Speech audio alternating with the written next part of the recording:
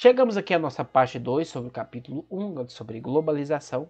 Agora vamos falar aqui sobre a importância do continente europeu nesse processo de globalização. Como falamos lá atrás, as grandes navegações foram muito importantes, pois acabaram criando ali um fluxo interessante de informações entre diferentes partes do mundo. A Europa, nesse momento das grandes navegações, exercia a força como grande centro comercial, responsável pela integração entre os mercados mundiais. A partir do século XVIII, em 1700, o capitalismo passou por profundas mudanças, principalmente com a Revolução Industrial, onde essa estrutura de circulação do dinheiro, circulação do capital, passou a ser diferente, pois o principal setor econômico passou a ser não mais a produção, mas o comércio, ou seja, você vender aquilo que você produzia. Essa é a chamada fase do imperialismo, o liberalismo ali nos séculos 18,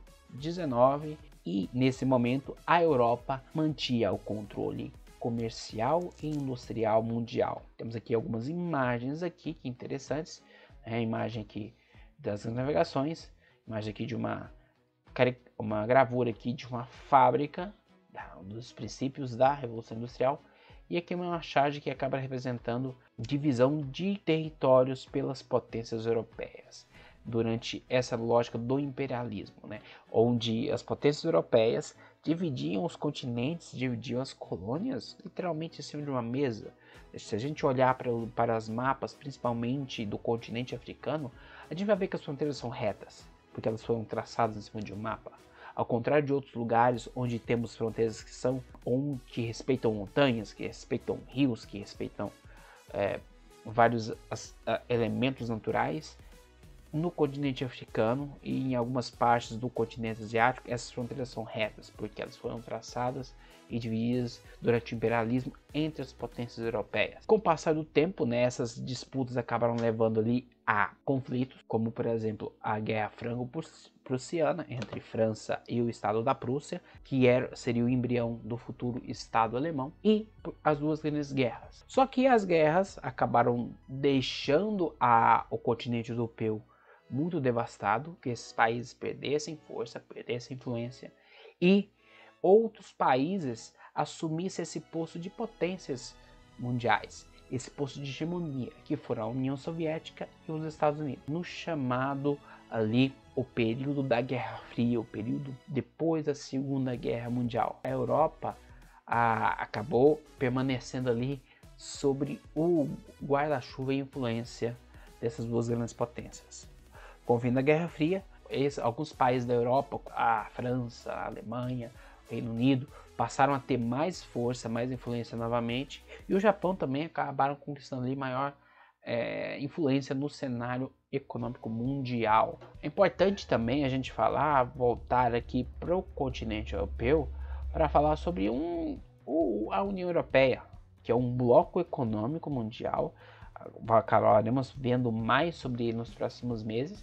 Mas atualmente a Europa, com os países que fazem parte da União Europeia, acabam se destacando ali nesse processo de relações internacionais, nesse cenário mundial de importações e exportações de produtos, serviços e na circulação de pessoas. O desenvolvimento econômico experimentado por algum desses países europeus nos últimos anos foi facilitado pela grande quantidade das redes de comunicações e de infraestrutura e também de energia, que acabavam facilitando essa circulação de mercadorias, de capital, entre diferentes empresas de diferentes lugares do mundo, buscando ali uma integração com mercados consumidores em diferentes partes do planeta. Dentro da União Europeia tem um órgão muito específico e interessante, que é a Comissão Europeia, que é um dos principais responsáveis por incentivar a globalização, por incentivar essas trocas de informações e também essas trocas comerciais. Mas o órgão acaba reconhecendo que existem muitos desafios para uma maior integração dentro da União Europeia, e principalmente da União Europeia com outras regiões do mundo. Um dos desafios é o chamado protecionismo. Protecionismo, que seria ali práticas de defesa do mercado interno de um país contra a concorrência de produtos de outros lugares do mundo, Por exemplo, ali, quando o governo da Espanha coloca um imposto de 5% sobre um presunto espanhol, né? Enquanto um presunto idêntico ali, né, é um produto parecido ali, só que de origem mexicana, recebe um imposto de 15%. Ou seja, o produto de origem espanhola acaba sendo mais atrativo do que o produto vindo de outros lugares fora do país. A globalização, ela já passou por algumas fases ao longo do tempo. Atualmente, a China acaba sendo um país muito importante dentro desse cenário. É um dos países que mais contribuem para essa intensificação do processo de globalização, estando ao lado dos Estados Unidos como uma das maiores economias do mundo, um dos principais fontes de fluxos de informação e também de mercadorias, além de dinheiro, além de capital. Outros países asiáticos, como o Japão, a Índia e os tigres asiáticos, Coreia do Sul, Singapura e Taiwan, acabam se destacando nesse cenário comercial global, nesse cenário de circulação de mercadorias e também de pessoas. O Japão é uma das principais potências econômicas do mundo, apesar de ter um território pequeno, né? É um dos líderes das relações comerciais na Ásia, ali principalmente com os países da região do Oceano Pacífico. A partir de 1950, o país vivenciou um grande desenvolvimento econômico, baseado principalmente nas indústrias eletrônicas, automobilísticas e naval. Após um período de rápido crescimento, o Japão acabou vivendo ali um momento de estagnação, de uma queda no crescimento econômico. E atualmente, o comércio internacional japonês acaba se caracterizando pela exportação de produtos de grande valor agregado e pelo grande uso de tecnologia, como por exemplo computadores, como eletrônicos, chips, né? Produtos com grande valor agregado, com grande valor unitário. Outros países interessantes são chamados tigres asiáticos, né? Que após um boom econômico japonês ali nos anos 1970, esses países que recebiam incentivo dos Estados Unidos e junto ali do Japão, eles começaram a se destacar muito. Os principais acabam sendo Singapura, Coreia do Sul e também Taiwan, além de Hong Kong, que foram países que tiveram ali um crescimento econômico e tecnológico bem interessante.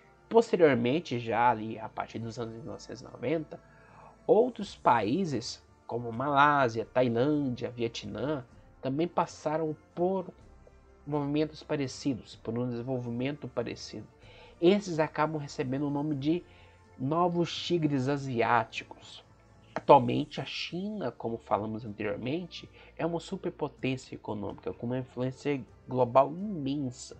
Nos últimos 50 anos, o país passou por um grande processo de modernização, onde adotou o sistema chamado socialista de mercado.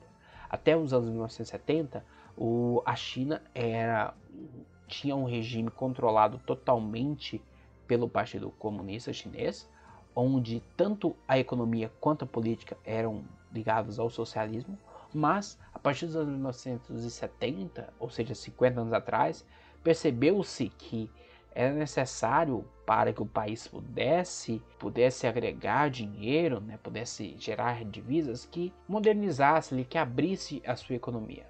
Então, nesse movimento, a China criou diversas áreas ali, que são chamadas áreas econômicas especiais, onde empresas estrangeiras, né, de outros lugares do mundo poderiam ali abrir suas fábricas. Isso fez com que o crescimento econômico chinês fosse muito rápido, né? E devido a esse crescimento acima da média global, a China acaba sendo considerada um pilar da globalização, justamente por estar no centro da circulação de mercadorias para diferentes partes do mundo. Outro país asiático que chama bastante atenção é a Índia. A Índia ela acabou se tornando um dos símbolos da globalização, onde o país, mesmo tendo ali grandes abismos sociais, acaba tendo um mercado interno gigantesco, uma população de mais de 1 bilhão de pessoas e com uma quantidade interessante de pessoas bem qualificadas. A Índia vem investindo bastante no setor de indústria de ponta, diversas zonas e centros de produção tecnológica, de pesquisas de diversos tipos, química, espacial, eletrônica, tem surgido no país asiático. Atualmente, a Índia acaba exportando muitos produtos com alto grau de tecnologia empregada especialmente softwares, né, programas de computadores desenvolvidos por universidades e por centros de pesquisas espalhados por todo o país do sul asiático. Ficamos aqui com essa nossa primeiro panorama aqui sobre o movimento da globalização. É um assunto que acaba permeando ali muitas discussões ao longo deste nono ano. E, em caso de dúvidas, peço que entre em contato comigo para que eu possa ajudá-los. E até a próxima. Tchau.